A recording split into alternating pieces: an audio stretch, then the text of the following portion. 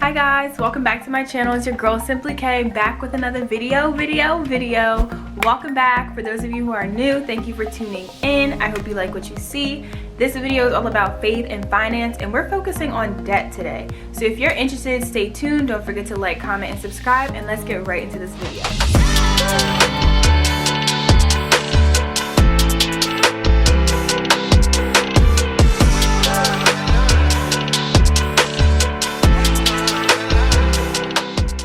So this video is all inspired by me reading this book. I am not done yet. I'm about halfway through. I am on chapter 7. This video has been giving me all sorts of just knowledge, like wisdom, period. If you guys have been following my faith, all my Fridays in Faith with SimplyKay, I do talk about how I do a weekly Bible study about Proverbs, and Ramsey has been on point telling me what the Bible has to say about my money management, and I love it. I'm like so happy that I started this book, that I got this book, that I heard of this book to even get it. Like, he drops absolute wisdom in this book. So I wanted to go over the topic of debt and kind of just go through like some scriptures that the Bible has about debt that, you know, I never really, until I started reading Proverbs, I never knew that the Bible like lays this stuff out. Like, if you need an answer, it's probably in the Bible, y'all. It's probably in the Bible. So I did put some notes on my iPad so that I could stay on topic here. So just all about debt. I have a few scriptures that I wanted to go over and talk about. This video will not be long, so don't you worry, but I thought this was nice to share. So first one is Proverbs 22, chapter 22, verse 7. So it says, the rich rule over the poor, and the borrower is slave to the lender. When I read that, I said, yes, Sally.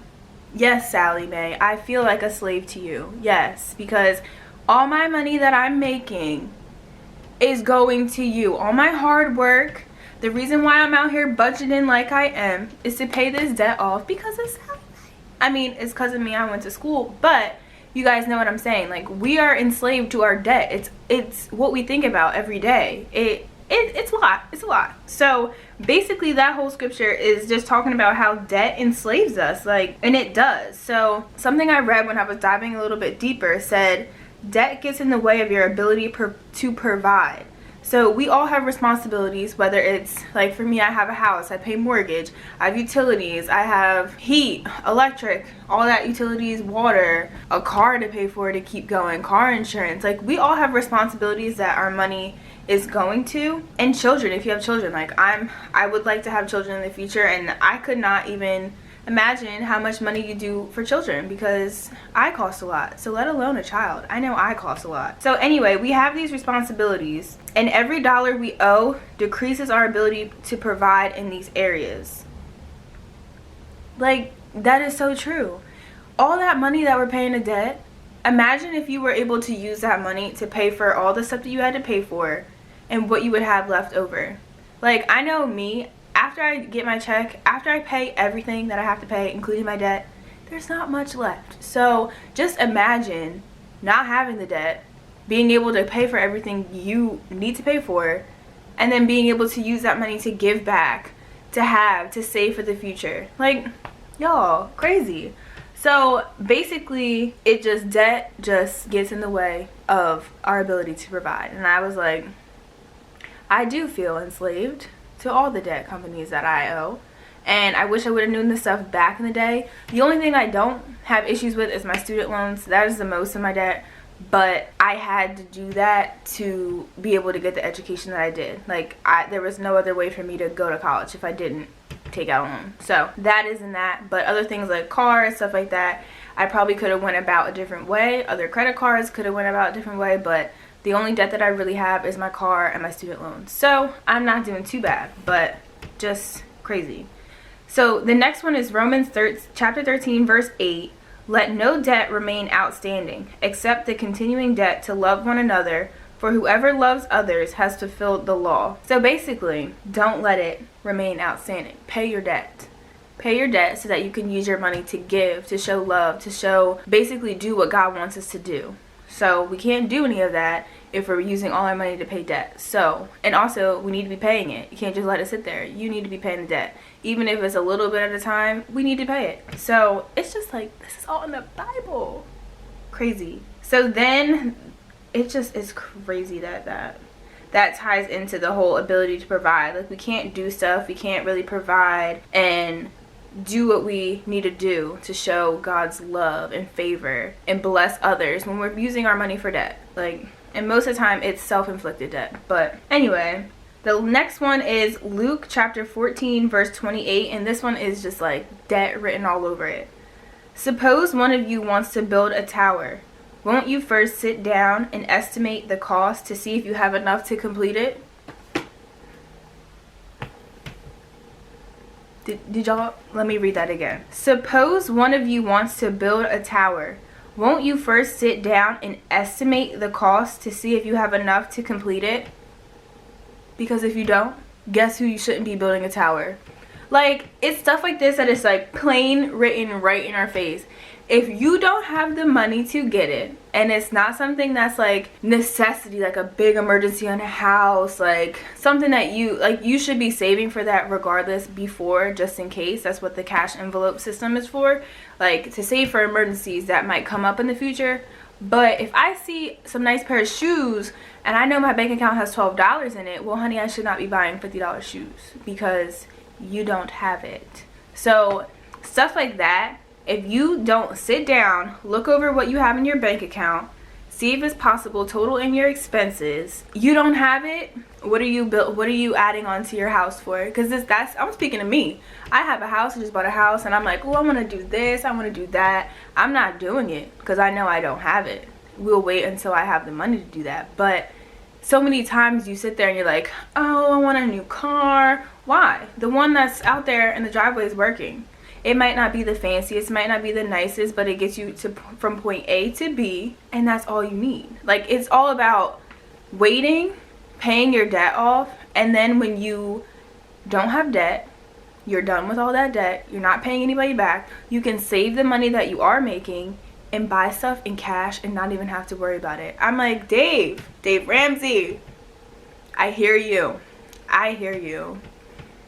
So it's just crazy. Sit down and look at what you have, total in everything, and then if you have it, go right ahead if it's what you have. But if you don't have it, you shouldn't be spending money you don't have. And that's where the credit cards come in. No, oh, I don't have it, but I got this shiny new credit card over here that'll just swipe and get me everything I want. No, it feels good in the moment, but you're gonna have to pay that back. So then the last thing I want to go over is keeping up with the Joneses. I just got finished the chapter where he talked about that, and that's basically like just trying to fit in and keep up with what everyone else is doing around us. Now, my main point for this is social media, because I fall into the trap. I see people, I'm scrolling on Instagram, oh, I got a new car, oh, I got this, oh, I got that. I want it too. Like, that's basically kind of what goes in our mind. Like, the more we see, we don't know, but you start to be like, oh, I want that. Why can't I get that? How can I get that? No, you don't need it. You don't need to keep up with these people. You don't have to show them or make them think that you're of this status that you're not, because all you're going to do is put yourself in more debt, okay? And that is true. That is true. I always think about, why on earth would I, like, yes, I would like a nicer car. Like, I just have a regular car. It's perfectly fine. It's beautiful. My car is beautiful, but I wish that when I bought a car, I got an SUV. So that's the only reason why I would like look at a car, because, you know, I should have got an SUV for the snow, but it's okay. It's not a necessity. So there's no reason for me to go buy a car for that reason when I have one that works and is newish and it's fine. So there's so many things, like, people are like, I want this, a Tesla. I would never buy a Tesla. Not right now anyway. If I had the money, then maybe, but no. There's certain things that people are just buying for this status to impress other people when those people are probably broke too. Don't get me started, y'all. I feel passionate about this, okay? This is in the Bible, period.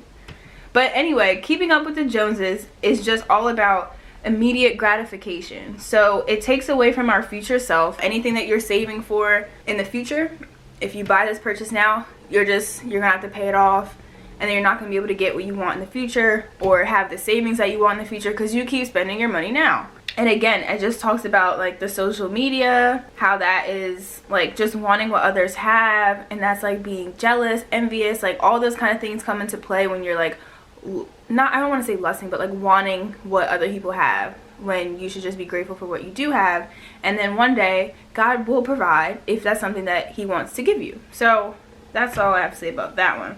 But basically emphasizing being grateful for what we have now so we don't sacrifice our financial stability for a present satisfaction that won't even last. I don't know about you guys, but I have made many purchases in the past that I'm like hype about, like, yes, I'm gonna get this, it's the best thing ever, I have to get it now.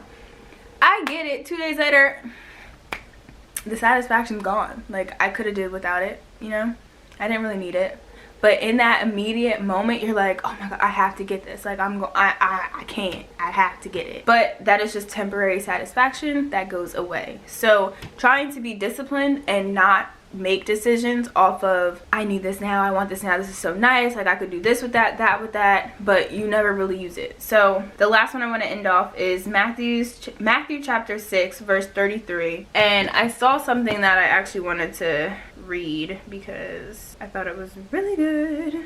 Okay, so Matthew chapter 6 verse 31 through 33. It reads, "So do not worry, saying, what shall we eat, or what shall we drink, or what shall we wear?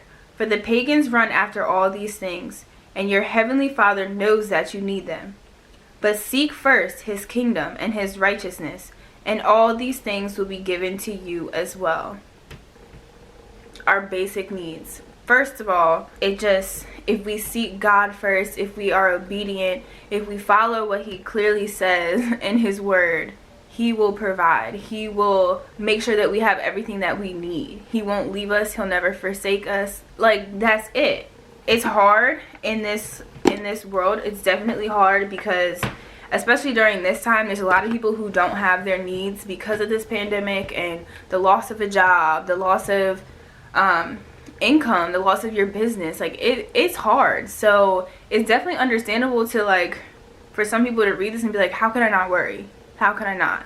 So what I interpret is, do what you can do with your abilities, with what you do have, and trust that the Lord will make a way and he will supply all your needs.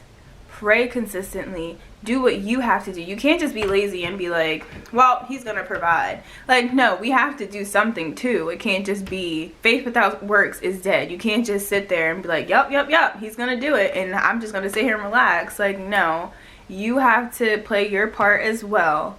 Continue to be obedient. If you have some kind of income, start saving, start being disciplined, start setting stuff aside for these things: food, shelter, water. Dave Ramsey repeats over and over and over again, make sure you have your basic needs first. Don't be paying off debt if you can't put food on your table. Don't pay off debt if you need something but your basic needs. Don't put that off first. Make sure that is set, and then start doing everything as far as paying off debt, you know, investing your money and stuff like that. So I'm telling you guys, this man is preaching to me. I'm like, did I just see Proverbs come across the page?